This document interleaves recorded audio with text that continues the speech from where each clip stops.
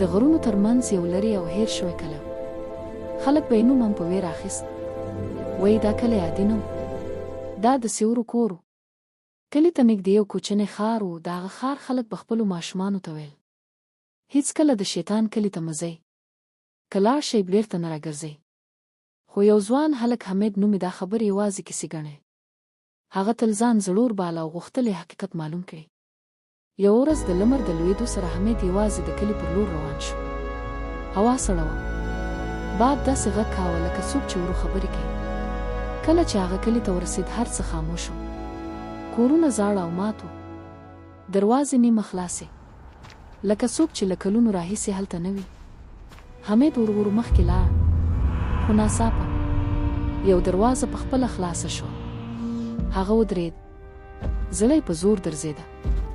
شاید باد وي، هغه ځان ته ویل. خو بیا یو تور سیوری د دیوال پر سر تیر شو. حمید شاته وکتل. هیڅوک نه و، خو هغه پوه شو چې یوازې نه دی.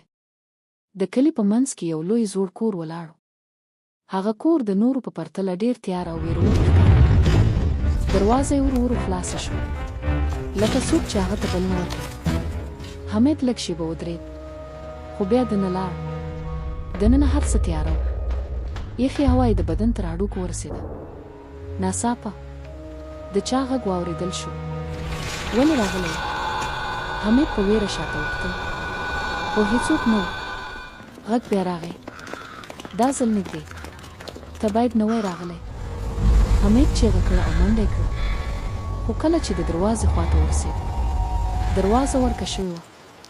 دیوالونه اوږده کېدل، تیاره زیاتېده، او سیوري ورو ورو د هغه پر لور رانږدې کېدل. هغه چیغې وهلې، خو هېڅوک یې نه اورېدل. ورو ورو سیوري هغه ونیوه او هر څه چوپ شول. سبا ورځ د ښار خلک د کلي خواته ولاړو، خو هېڅوک دننه لاړ نه شو.